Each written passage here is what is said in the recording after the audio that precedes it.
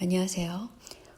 지금 시대가 개인의 자유를 외칠 그런 사회가 되어버렸습니다.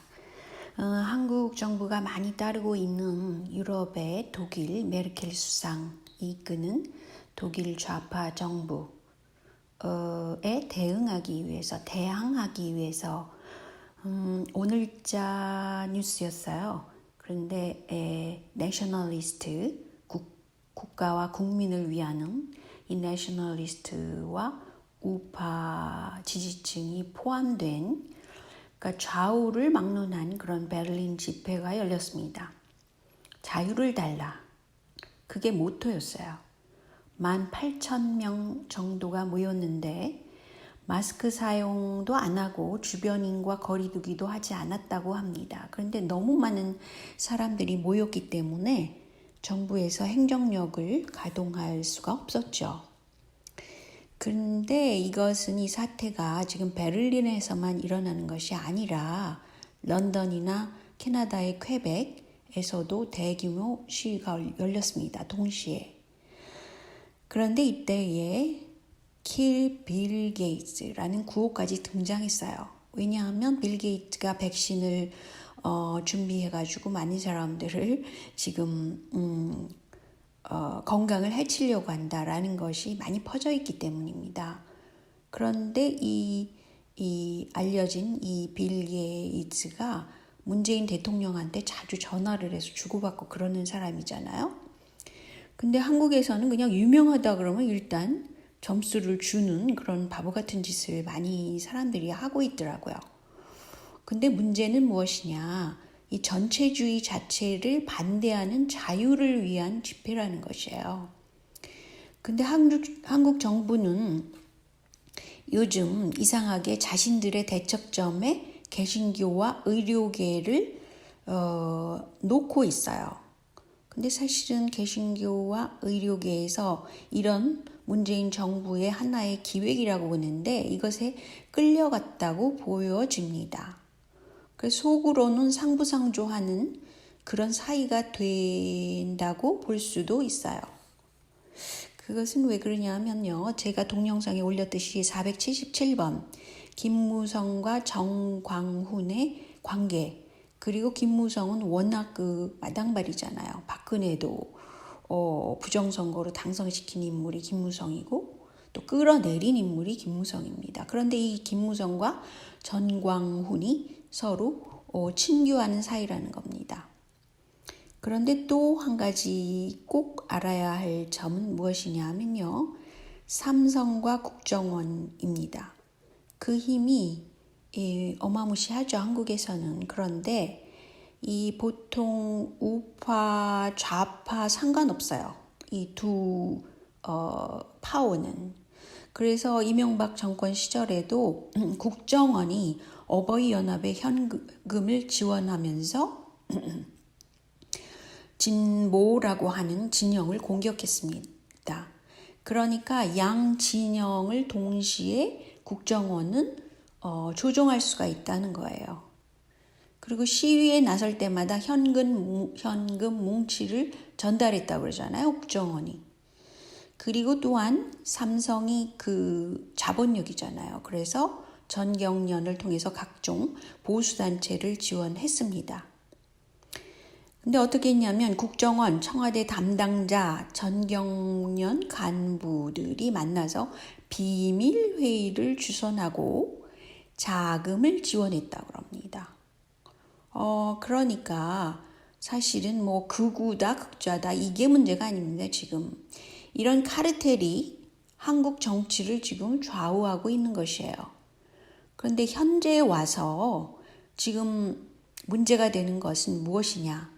광화문 집회가 열린 시기 바로 전이었잖아요. 그 전에 이상하게도 문재인 정부에서는 상당히 풀어놓습니다. 사람들을. 어떻게 풀어놨냐. 사람들로 하여금 밖에 나가서 맘대로 영화 쿠폰도 뿌렸어요. 14일부터 뿌렸는데 50만 장을 뿌렸다고 그럽니다. 뭐 이뿐만이 아니에요. 그 클럽이나 뭐 기타 등등 오픈을 많이 시켰었잖아요. 그런데 갑자기 광화문 집회가 열린 겁니다. 근데 광화문 집회가 열린 것까지는 광화문 집회에서 일당이 지급됐다는 국민청원글이 게시됐습니다. 그래서 전북 군산에 사는 장모님에 따르면 광화문 집회에 가면 일당 5만 원과 음식을 제공한다. 서울 구경하자. 뭐 이런 것들 때문에 관광버스가 여러 대가 동원됐다는 것이죠. 그러니까 조직적인 참가를 시켰습니다. 과연 누가 그랬을까요?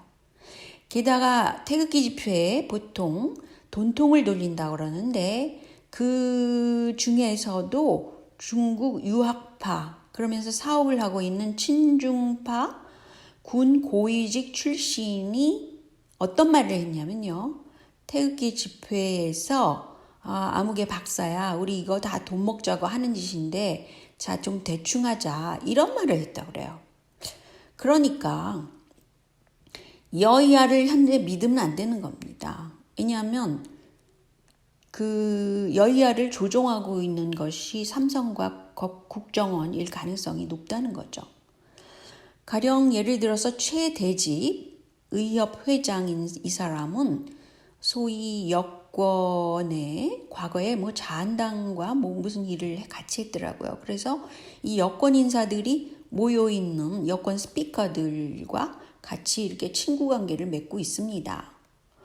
그런데 전광훈 목사는 제가 이제 밝혔지만 이 사람은 좌우를 넘나들면서 그렇게 친교 활동을 했어요. 제가 보기에는. 그런데 이 사람은 과격한 걸로 유명합니다. 뭐 빤스 사건으로도 유명하지만 어떤 말을 했냐면요. 황교안도 만나고 뭐 이랬을 때 이런 문제의 발언을 연단해서 했다고 그래요. 근데 이 사람은 극우라고 볼 수 없어요. 극단의 아이콘입니다. 무슨 극우예요, 이 사람이. 그런데 어쨌든 그 건국절 문제에 관해서 문재인 대통령한테 그런 말을 하는 경우 대통령이 건국과 같은 그런 인식이 있으면 건국을 부정하는 인간이 문재인이다. 이런 식으로 매도를 해가지고 다른 나라에서는 국민 중에서 총격을 가해서 죽인다니까 이런 말을 했다고 그래요. 이런 발언을 했다는 거는 극단의 인물이라는 거예요. 극단의 아이콘이라는 겁니다. 근데 이런 사람들이 이렇게 누워있는 것을 보세요. 그리고 최대집, 이 사람의 행태를 보세요. 이게 과연 정상적인 정치 행동을 하는 사람들인가?